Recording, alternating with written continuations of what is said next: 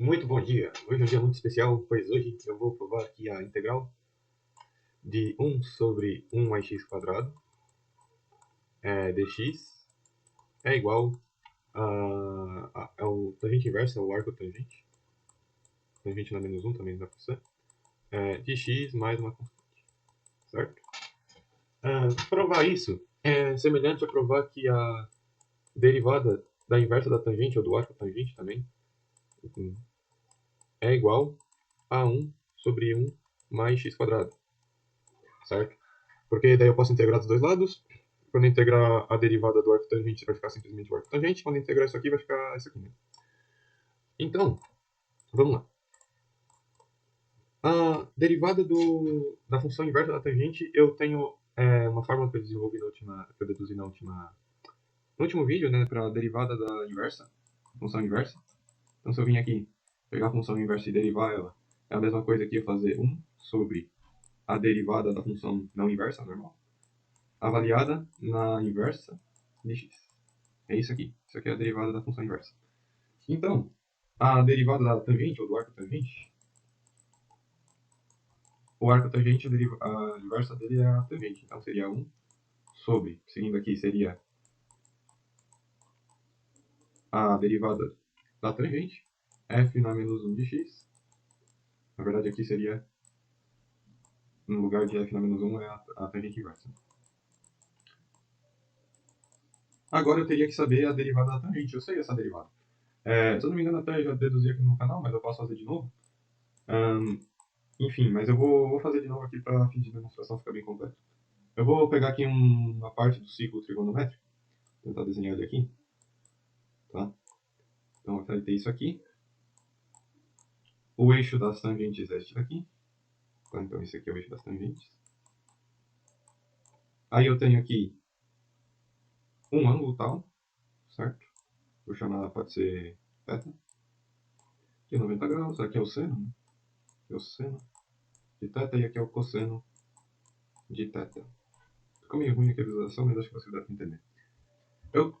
A gente sabe que tangente é igual a seno sobre cosseno, mas eu vou provar isso aqui. Isso aqui é um vídeo de prova, né? Eu tenho esses dois triângulos. Eu vou dizer aqui. Aqui valeu, né? O reto círculo. A, B, C e o triângulo A, D, E. Nota, esses dois triângulos, eles têm dois ângulos de 90 graus em comum e também o ângulo θ em comum. Então, eu posso vir aqui, esse ângulo aqui, já que eles têm dois iguais, o terceiro também vai ser igual. Então, eles são semelhantes, o triângulo A, B, C é semelhante ao triângulo A, D, E, porque eles têm os três ângulos iguais.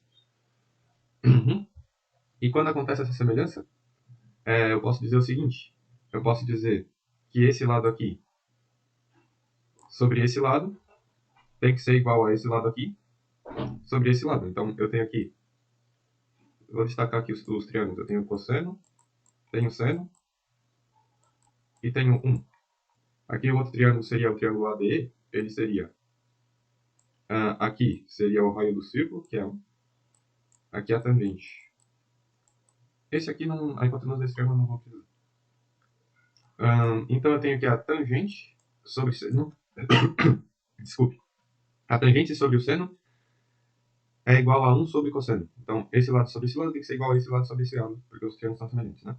Então, tangente sobre seno, de θ, no caso, tem que ser igual a 1 sobre cosseno, certo? Então, eu deduzo, multiplicando os dois lados por seno de θ, que tangente de θ é seno sobre cosseno. E a partir disso, eu consigo usar a fórmula da derivada do quociente de funções, que eu já demonstrei aqui no canal, se não me engano. Posso dar uma olhada depois colocando o link ali para vocês. Que a derivada da tangente tem que ser a derivada desse quociente aqui de seno sobre cosseno, certo?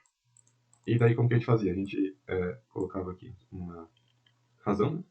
Era a derivada da de cima, então a derivada do seno vezes a de baixo, menos a derivada da de baixo, vezes a de cima, dividido pela de baixo ao quadrado, certo?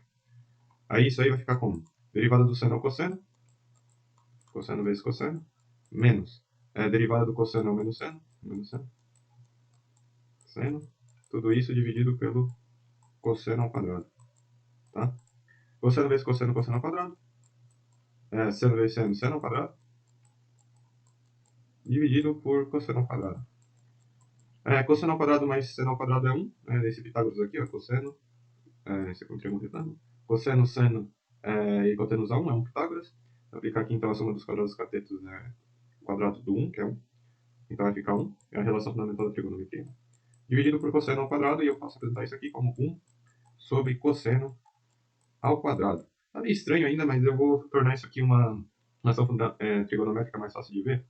Porque se eu vim aqui traçar uma tangente nesse ponto, e eu prolongar isso aqui, eu vou chamar esse ponto aqui de interseção de ponto F.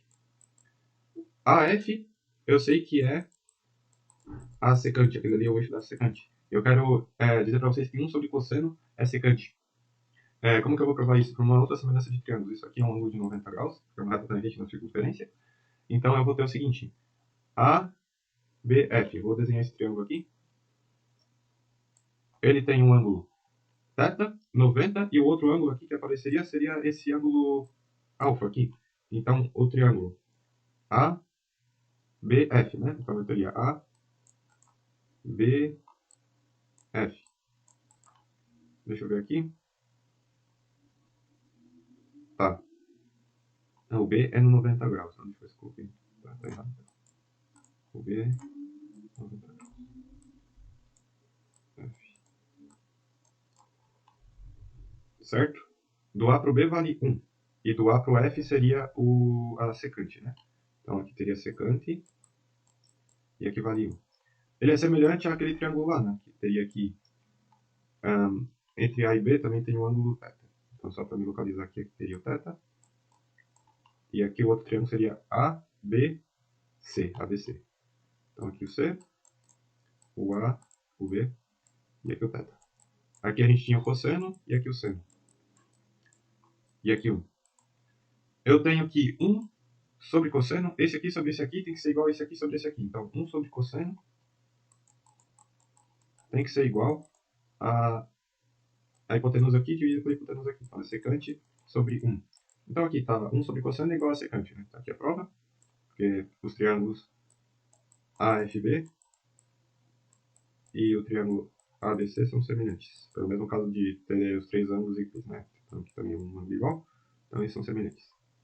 Então, isso aqui de cima, que era a derivada da tangente, nada mais é do que secante ao quadrado. A derivada da tangente é secante ao quadrado do ângulo. Certo? Legal. E agora, tendo isso aqui, eu consigo vir e substituí-la na fórmula que a gente tinha lá no começo, que é aqui, que é a derivada da tangente. Então, eu vou colocar secante ao quadrado no lugar disso aqui. Então, vamos lá. Aqui eu tenho que mudar a cor da página, porque era para ficar esse azul. Então, vamos mudar. Tá, acho que já vai. Aqui. Tá, então a gente tinha, só relembrando que a tangente na menos 1, a função inversa da tangente, era igual a 1 sobre... na verdade aqui não é 1, né? Então tá x, vai, pode ser x. Aí no lugar da tangente derivada aqui, eu vou colocar o que eu achei que é secante ao quadrado. Tá? Acho que é secante ao quadrado do cara que tinha dentro lá, que era tangente na menos 1 de x. Então, tangente na menos 1 de x. Legal. Só que eu sei que a derivada da tangente, que eu quero provar desde lá do começo que ela é 1 sobre 1 mais x quadrado, porque eu quero provar essa integral, e provar isso aqui é semelhante a provar isso aqui. Qual que é a diferença? Isso aí tem que dar 1 sobre x ao quadrado. X ao quadrado mais 1, no caso, né? Então, de alguma forma, secante ao quadrado da tangente de menos 1 de x tem que dar x ao quadrado mais 1. Como que eu faço para provar isso? Eu vou reutilizar aquela relação que eu tinha lá no começo de que seno ao quadrado de x mais cosseno ao quadrado de x é igual a 1. Secante, como que eu faço aparecer uma secante ao quadrado aqui? Eu posso dividir os dois lados por cosseno ao quadrado, porque quando eu fizer isso aqui, cosseno ao quadrado aqui, e cosseno ao quadrado aqui, isso aqui que apareceu desse lado é secante ao quadrado, certo? Então aqui eu posso separar aquelas duas frações, seno ao quadrado sobre cosseno ao quadrado, mais cosseno ao quadrado sobre cosseno ao quadrado.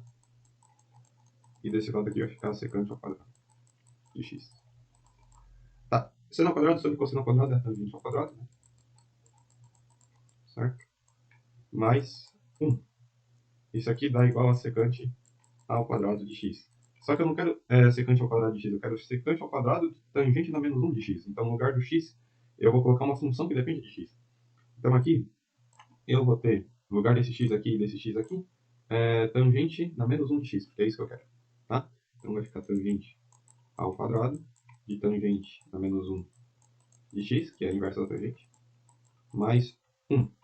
Isso aqui é igual a secante ao quadrado de tangente na menos 1 de x, certo?